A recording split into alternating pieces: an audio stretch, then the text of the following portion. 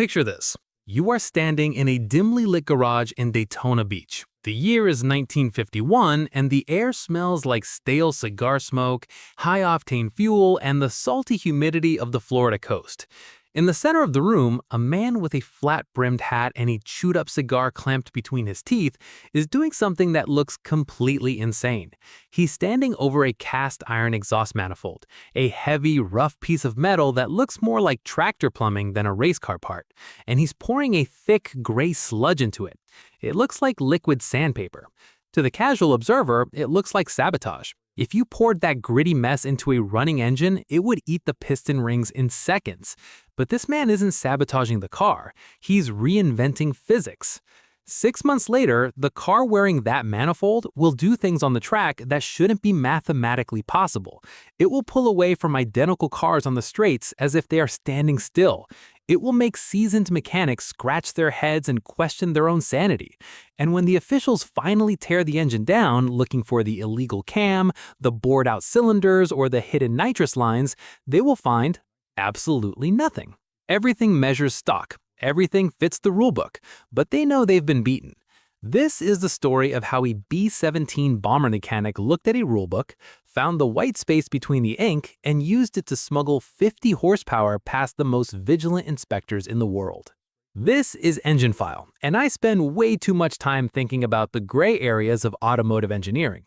If you're someone who loves stories about mechanical geniuses who treat rulebooks like suggestions rather than laws, make sure to hit the subscribe button and give this video a thumbs up if this helps you out. Now, to really understand the brilliance of this specific hack, we have to pull back the curtain on what racing was actually like in the early 1950s. It wasn't the corporate, polished, billion-dollar industry you see today. There were no wind tunnels, no computer telemetry, and definitely no sponsorships from Fortune 500 companies. It was the Wild West. It was a time when the difference between winning and losing wasn't found in a simulation, it was found in how creative you could get with a welding torch and a wrench at 3 a.m. And in this era, one car reigned supreme: the Hudson Hornet. Here's the thing about the Hudson Hornet. On paper, it had no business winning NASCAR races. While everyone else was starting to play around with the new high-compression V8s that were coming out of Detroit, engines like the Oldsmobile Rocket 88 that were changing the game, Hudson was sticking with a flathead inline-six, a six-cylinder engine. In a world that was rapidly falling in love with V8 power, showing up with a straight six was like bringing a knife to a gunfight. But the Hornet had a secret weapon. It had a step-down chassis design, which meant the floor pan was recessed between the frame rails rather than sitting on top of them. This gave the car an incredibly low center of gravity. It handled like it was on rails. So while the V8s were sliding around the corners, the Hudson could stay planted. It was a handling car in a power sport. But handling only gets you so far when you're drag racing down the backstretch at Daytona. To win, you needed horsepower, and this is where the problem started. The heart of the Hornet was the legendary twin H-Power 308 cubic inch engine. Stock, it made about 145 horsepower. That was respectable for a road car in 1951, but for a race car, it was borderline anemic. You see, an engine is basically just a giant air pump. The more air you can suck in and the more exhaust you can push out, the more power you make. It's simple physics. But the Hudson engine had a major choke point: the exhaust manifold. Now, you might be thinking, it's just a metal tube, how bad could it be? Well, let me tell you, it was bad. In the 1950s, mass production was less about precision and more about volume.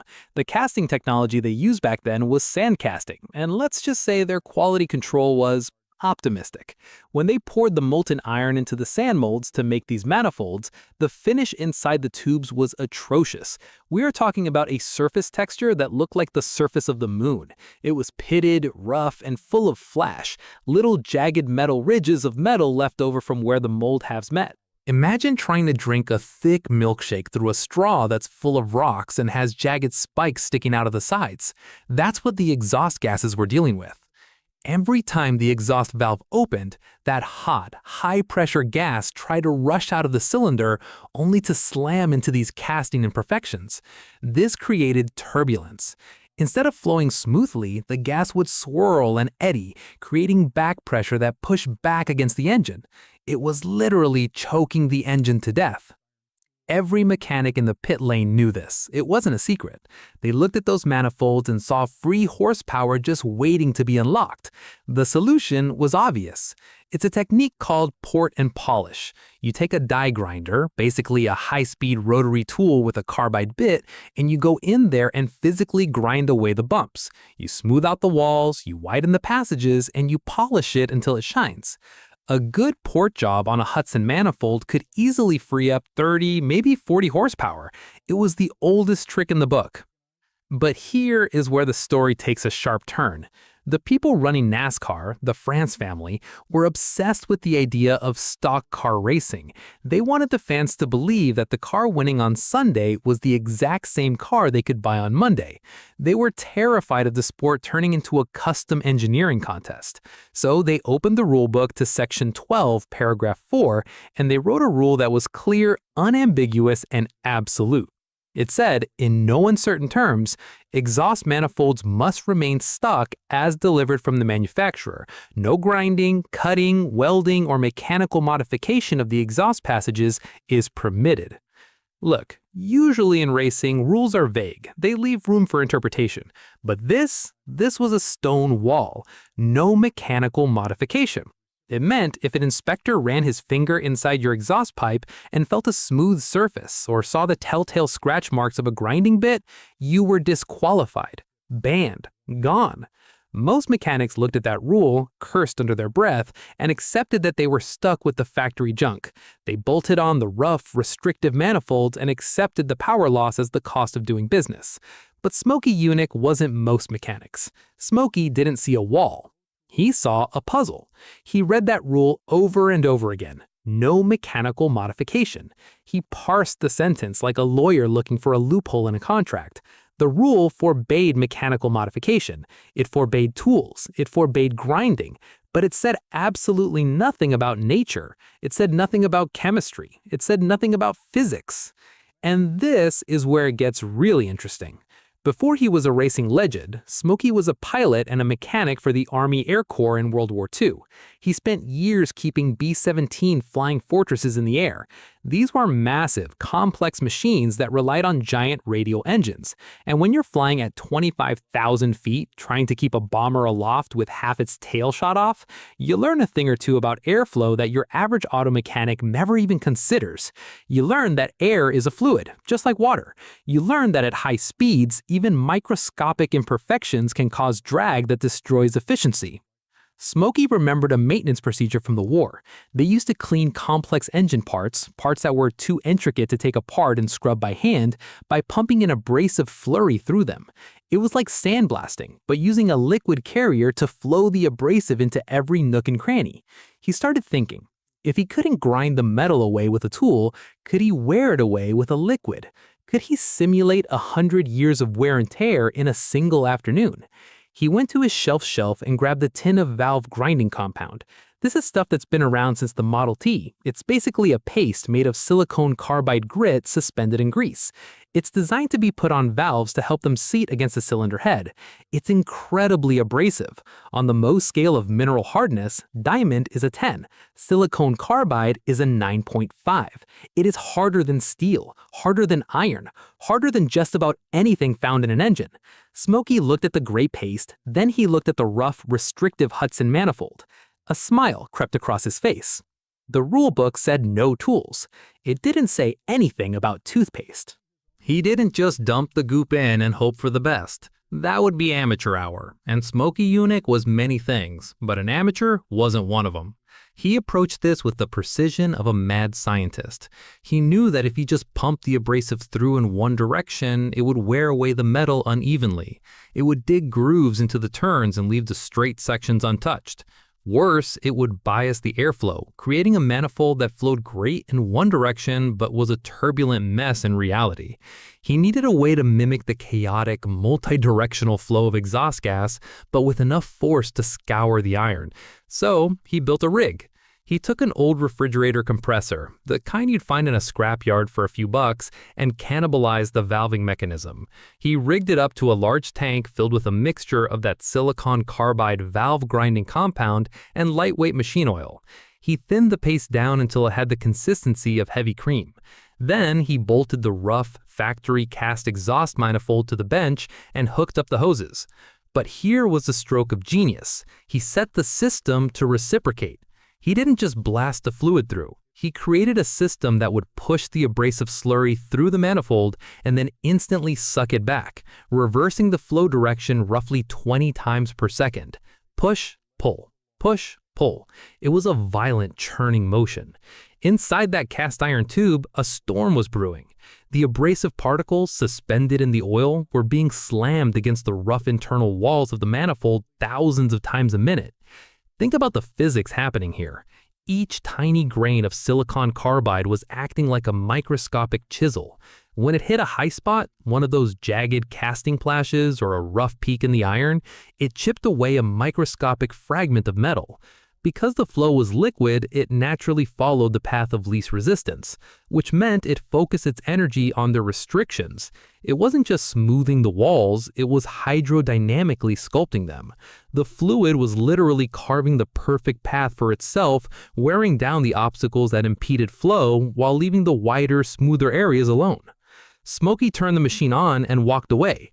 For 8 hours, the garage was filled with the rhythmic chug, hiss of the compressor. The slurry circulated, turning darker and darker as it filled with iron dust. While other mechanics were sleeping or drinking beer, Smokey's rig was doing the work of 1,000 tiny files, patiently erasing the factory's mistakes. When he finally shut the machine off and flushed the manifold clean with kerosene, the result was breathtaking. He took a flashlight and peered inside the port. The difference wasn't just noticeable, it was shocking. The jagged surface of the moon texture was gone.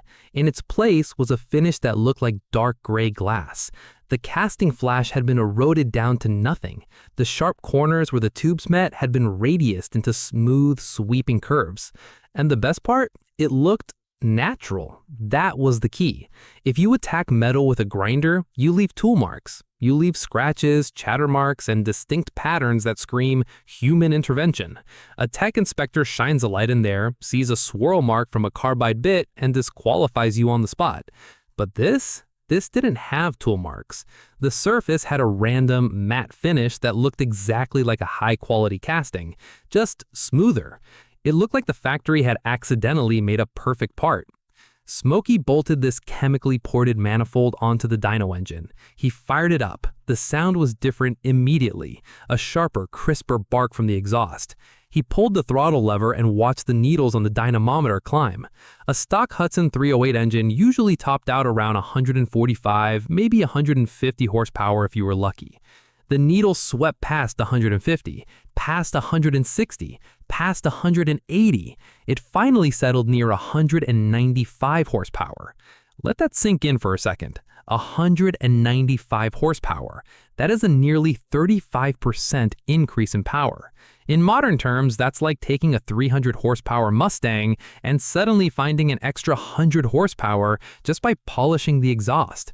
And he hadn't changed the cam. He hadn't touched the compression. He hadn't bored the cylinders. He unlocked 50 horsepower just by letting the air get out of the engine efficiently.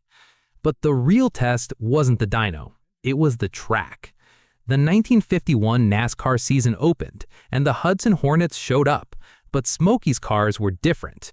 On the long straights of Daytona, which back then was half paved road and half literal beach sand, aerodynamics and raw horsepower were king. When the drivers dropped the hammer, Smokey's cars didn't just accelerate, they lunged. They pulled away from the pack with an ease that was almost insulting. Other drivers were flooring it, their engines screaming, yet they watched helplessly as the black and gold fabulous Hudson Hornets walked away from them car length by car length. The accusations started flying almost immediately. He's cheating. That engine is too big. He's running illegal fuel. The competitors were furious. They knew in their gut that a flathead 6 shouldn't be able to outrun V8s like that. They demanded inspections. Enter Norris Friel. Norris was NASCAR's head technical inspector, and he was no fool. He was the sheriff of the garage, and he took his job deadly seriously. He dragged Smokey's car into the inspection barn and started tearing it apart. He measured the cylinder bore, 3.8125 inches, exactly stock. He measured the stroke, 4.5 inches, exactly stock. He checked the camshaft lift and duration, factory spec. He checked the carburetor venturis, legal. Then he got to the exhaust manifold. He unbolted it, held it in his hands, and peered inside. He ran his finger into the port. It was smooth. Too smooth. He looked at Smokey. Smokey looked back, arms crossed, that damn cigar still clamped in his teeth, his expression giving away absolutely nothing. Norris knew. He knew something had been done to this manifold. Cast iron didn't come out of the ground looking this pretty. But he was stuck. He pulled out the rulebook. No mechanical modification. He looked for grinder marks. There were none. He looked for file marks. None. He looked for evidence of welding or cutting. Zero. As far as the physical evidence showed, this was just an incredibly lucky casting, maybe 1 in a million. "It's stock, Norris," Smokey probably drawled, leaning against the fender. "Just a good piece from the factory. I hand-picked it myself." There was nothing Friel could do. By the strict letter of the law, the part was legal. It had the correct dimensions, the correct part number, and no evidence of prohibited tool work. He had to let the car pass. And pass it did, right into victory lane. Again and again and again. The Hudson Hornet went on to win 79 races between 1951 and 1954, a record of dominance that stood for decades. And the huge chunk of that success was due to the fact that Smokey's engines could breathe while everyone else's were suffocating. This brings us to a concept that is absolutely critical if you want to understand engineering or really any competitive field. It's the difference between the letter of the law and the spirit of the law. The spirit of the law says, don't modify the engine to make more power. The letter of the law says, don't use tools to modify the engine. Smokey Yunick lived his entire life in the gap between those two sentences. Most people look at a rulebook and see a list of things they can't do. Smokey looked at a rulebook and saw a list of the only things they couldn't do. Everything else, everything not explicitly forbidden, that was fair game. It's a mindset shift. The average mechanic asks, is this allowed? The innovator asks, is this forbidden? And there is a massive difference between those two questions. But here is what most people don't realize about this specific hack. It wasn't just about making the car faster. It was about economics. In 1951, building a full-blown race engine cost about $2,000. That was a lot of money back then, basically the price of a new house in some places. Teams would spend thousands trying to get an extra 10 horsepower. Smokey setup? A bucket of grease, some grit, an old fridge compressor, and some rubber hoses. Total cost? Maybe $50. For $50, he was getting gains that other teams couldn't buy for $5,000. This is the definition of asymmetrical warfare. He wasn't outspending them, he was outthinking them. He was using brain power to defeat checkbooks. And that, more than the speed, is what really terrified the big factory teams. They could outspend him, but they couldn't outthink him. Word eventually got out, as it always does in racing. You can't keep a 50 horsepower secret forever. Other mechanics started noticing the buckets of gray sludge in the corner of Smokey's shop. They started piecing it together. He's polishing them with grit. The rumor mill went into overdrive. Suddenly, everyone was running to the hardware store to buy valve grinding compound. But here is where the expert versus amateur divide shows up again. The copycats tried to do it, but they failed. They'd hook up an air compressor and just blast the stuff through at 100 psi. They'd blow holes right through the side of the manifold casting because the pressure was too high.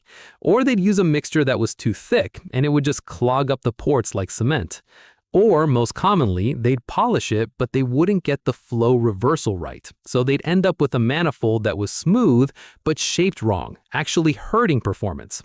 Smokey had dialed in the variables: pressure, viscosity, time, temperature. He heated the manifold to 200 degrees while he was processing it to expand the metal pores. He used specific detergents to keep the grit suspended. He had turned a shade tree trick into a precise industrial process. By the time the 1952 season rolled around, the jig was up. NASCAR had seen enough.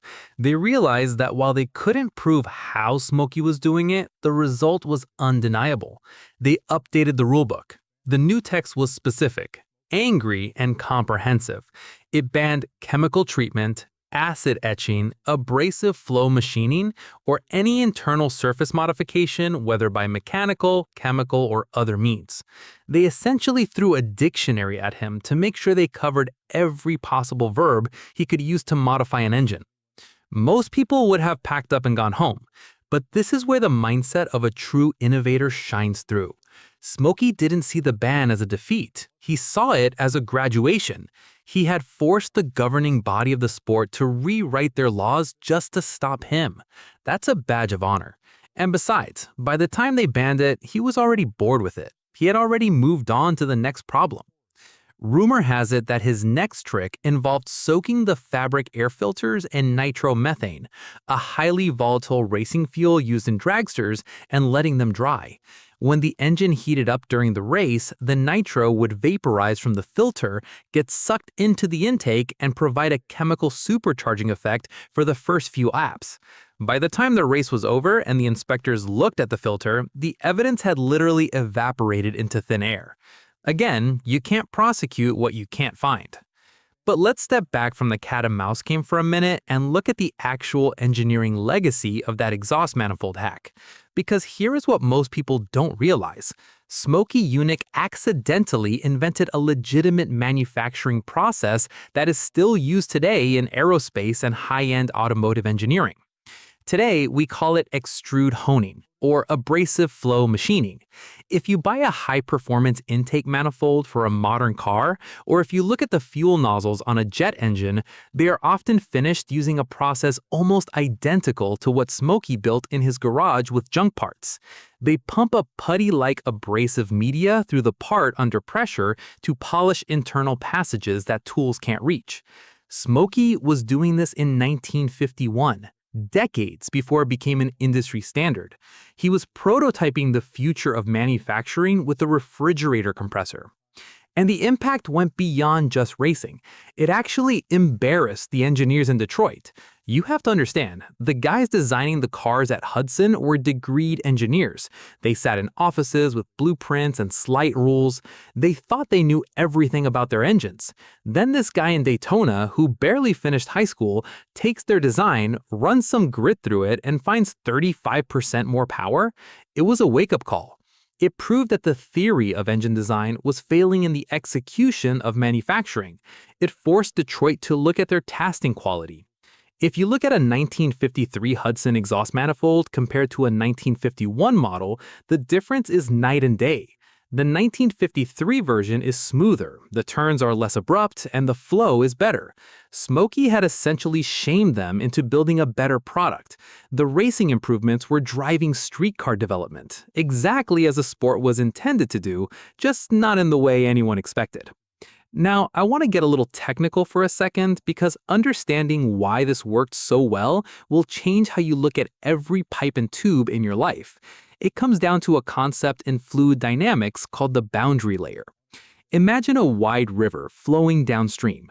The water in the very center of the river is moving fast, but the water right next to the bank, where it touches the mud and rocks, is moving slowly. It's dragging against the shore. That slow-moving water creates a cushion, or a boundary layer, that effectively narrows the river. The main current has to squeeze between these slow-moving layers. The same thing happens inside an exhaust pipe. The gas touching the metal wall is dragging. If the wall is rough, like the surface of the moon texture of the stock Hudson manifold, that drag is massive. It creates a thick, turbulent boundary layer. The gas tumbles and swirls along the edges. This effectively makes the pipe smaller. You might have a 2-inch pipe, but if the boundary layer is thick with turbulence, the air only has a 1.5-inch path to flow through in the center. When Smokey polished those walls to a mirror finish, he didn't just make it look pretty, he reduced the friction at the wall. This made the boundary layer thinner and less turbulent. The river of exhaust gas could flow faster and closer to the walls. He effectively made the pipe bigger without changing its physical diameter. He increased the flow area by changing the surface texture. This is why the inspectors couldn't catch him with calipers. Calipers measure the physical distance from metal to metal, but air doesn't care about the metal. It cares about the boundary layer. Smokey changed the effective diameter, which is invisible to a measuring tool but obvious to the air. This principle applies to everything. It's why golf balls have dimples, to manage the boundary layer and reduce drag. It's why Olympic swimmers shave their bodies. It's why modern, agonizingly expensive cylinder heads are CNC ported to microscopic tolerances. Smokey grasped this intuitively. He didn't have a degree in fluid dynamics. He couldn't have written the equation for Reynolds number or calculated the coefficient of friction, but he could visualize it. He could close his eyes and see the air fighting the rough metal, and he knew he had to help it out. There's a lesson here that goes way beyond cars. We often obsess over the big specs, the size of the engine, the size of the turbo, the diameter of the pipe. We look for the big solution, but often the biggest gains are hiding in the invisible details, the surface finish, the transition, the efficiency.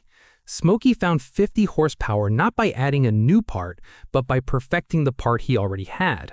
And this brings us to the modern era.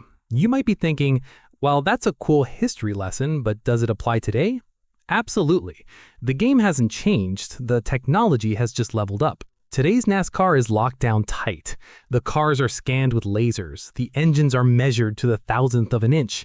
You can't get away with chemical porting anymore because the inspectors have borescopes, tiny cameras on snake-like tubes that can see every inch of the engine's internals. If you tried Smokey's trick today, they'd see the mirror finish on the monitor in 4K resolution and kick you out before you even unloaded the truck. So where did the Smokies of the world go? They went to aerodynamics. A few years ago, there was a huge controversy in NASCAR involving roof spoilers. The rules stated the spoiler had to be a certain height and angle. Everyone measured it in the inspection line, and it was legal. But teams started building spoilers out of materials that were rigid when stopped, but would flex and bend down when hit with a 180-mile-per-hour wind. On the track, the spoiler would flatten out, reducing drag and increasing speed. As soon as the car slowed down for the pits or inspection, the material would spring back to its legal shape. Sound familiar? It's the exact same principle as the exhaust manifold. Legal when stopped, illegal when moving. Legal by the letter, illegal by the spirit. The spirit of the rule is fixed aerodynamics. The letter of the rule just says it must measure X inches. The engineers found the gap. They found the white space. Smokey Yunick has been dead for over 20 years, but his ghost is alive and well in every wind tunnel and engineering shop in the world. But there is a darker side to this story too. The constant escalation of cheating, or innovation, depending on your side of the fence, drives costs up. Smokey's trick was cheap, $50, but the response from NASCAR was to implement more inspections, more rules, and more expensive testing equipment. To beat those new tests, teams had to spend more money on more advanced cheats. It's an arms race. Today, a top-tier NASCAR team spends millions of dollars on R&D, largely just to find these tiny advantages. What made Smokey special wasn't just the cheating, it was the democratization of speed. He proved that you didn't need a factory contract or $1 million laboratory to beat the big guys. You just needed to be observant. You needed to look at the world differently. While everyone else saw a rule, he saw a parameter. While everyone else saw junk metal, he saw potential. Let's talk about the specific compound again, because it's a character in this story all on its own. Silicon carbide. It's a synthetic compound, SiC. It was first mass-produced by Edward Acheson in 1893, who was trying to make artificial diamonds. He didn't quite get diamonds, but he got the next best thing. It is incredibly hard, chemically inert, and stays sharp even when it fractures. When Smokey mixed this into his oil slurry, he wasn't just making liquid sandpaper. He was creating a suspension of millions of tiny, self-sharpening cutting tools. The beauty of the reciprocating rig he built was that it prevented directional bias. If you just flow water, or air, or grit through a curved pipe in one direction constantly, it will eventually wear a groove into the outside of the curve. Think of how a river cuts into a canyon wall.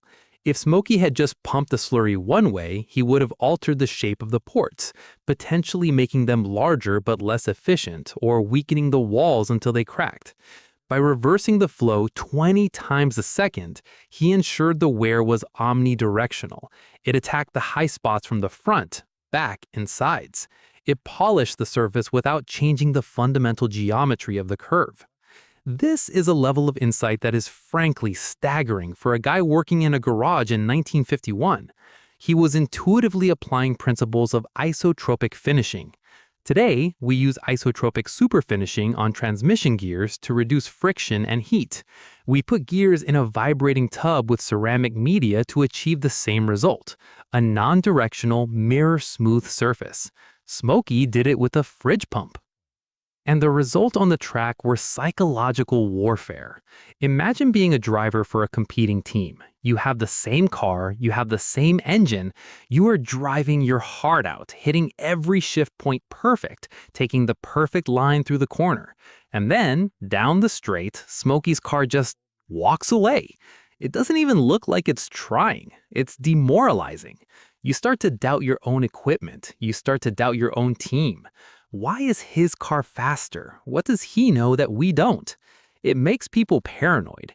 Teams would start spying on Smokey's garage. They'd try to hire his mechanics. They'd break into his shop. Legend has it Smokey once left a ferocious dog in the shop, or maybe a booby trap to discourage visitors. The unfair advantage isn't just about the horsepower, it's about living rent-free in your competitor's head. If they are worried about what magic trick you have up your sleeve, they aren't focused on their own race. Smokey reveled in this. He cultivated the image of the mysterious wizard. He wore the hat, smoked the pipe or cigar, and spoke in riddles. He once said, "I don't know what you're talking about," while standing next to a car that was clearly illegal with a grin that said, "I know exactly what I'm talking about, and you'll never prove it." One of my favorite anecdotes about this era involves the fuel tank scandal, which is a perfect companion to the manifold story. The rulebook said the tank could only hold a certain number of gallons. Smokey built a tank that was exactly the legal size. But he ran the fuel line from the tank to the engine through the frame rails of the car. He used a massive 2-inch diameter fuel line that snaked back and forth through the chassis, holding an extra 5 gallons of gas inside the plumbing itself. When the inspectors checked the tank, it was legal. They made him take the tank out to prove it. He took the tank out, threw it on the ground, and said, "See? Legal." Then he got in the car, which had no gas tank in it, started the engine using the gas stored in the fuel lines, and drove back to his garage. That is the ultimate mic drop moment in racing history. It's the same mindset as the manifold. Use the space that isn't defined. The rule defined the tank, it didn't define the line. But back to the manifold, there is a melancholy ending to this specific innovation. The Hudson Hornet ceased production in 1954 when Hudson merged with Nash to form American Motors Corporation, AMC. The mighty straight six that Smokey had turned into a giant killer was eventually phased out for V8s. The era of the chemical porting dominance faded as rules tightened and technology shifted. However, a few of those original Smokey prepped manifolds are still out there. They are the holy grails of the Hudson community. If you go to a high-end vintage car auction or a private collection of historic NASCAR tech, you might see one. To the untrained eye, it looks like a rusty piece of junk iron. But if you pick it up, shine a light down the port, and see that eerie, dark glass smoothness, you know you are holding a piece of history. You are holding the physical manifestation of one man's refusal to accept limits. It's a reminder that stock is a relative term. To the factory, stock meant cheap to make. To NASCAR, stock meant easy to inspect. To Smokey, stock meant a starting point. So what can we learn from this? Whether you are wrenching on a project car, writing code, or building a business, there is always a rulebook. There are always constraints. You don't have enough budget. You don't have the right tools. That's not how we do things here. Smokey teaches us to look at those constraints and ask, is that a physical law or just a suggestion? Is that impossible or just difficult? The exhaust manifold didn't want to be smooth. The casting process made it rough. The rules said it had to stay rough. But physics said smooth was better. And Smokey listened to physics, not the rulebook. He proved that sometimes the best tool in your box isn't a wrench or a grinder. It's your imagination. It's the ability to look at a problem like a rough pipe and a rule against tools and connect two unrelated things like valve grinding compound and a fridge pump to solve it. That is the essence of engineering. That is the essence of hot rodding. And frankly, that is why we still talk about him 70 years later. We don't remember the rule followers. We don't remember the guys who looked at the rough manifold, shrugged, and bolted it on. We remember the guy who looked at it and said, I can fix that, and I don't need a grinder to do it. It brings up a great question about the nature of sportsmanship. Was he cheating? By the strict definition of the 1951 rules, no. He didn't violate a single written word. Was he violating the spirit of the competition? Probably, but isn't the spirit of racing to go as fast as possible? If you aren't pushing the boundary, are you even racing or are you just parading? Smokey's autobiography is titled Best Damn Garage in Town, but he famously wrote in it, "All those years of racing, I never cheated once. I just read the rules better than anyone else." And looking at that polished cast iron, it's hard to argue with him. He didn't break the rule. He broke the paradigm. The legacy of the chemical porting hack is that it forced everyone to level up. It forced the rule makers to be more precise. It forced the manufacturers to build better parts. It forced the competitors to stop making excuses and start thinking. In a weird way, Smokey Yunick did more for the integrity of the sport by bending the rules than he ever could have by following them. He exposed the flaws in the system so they could be fixed.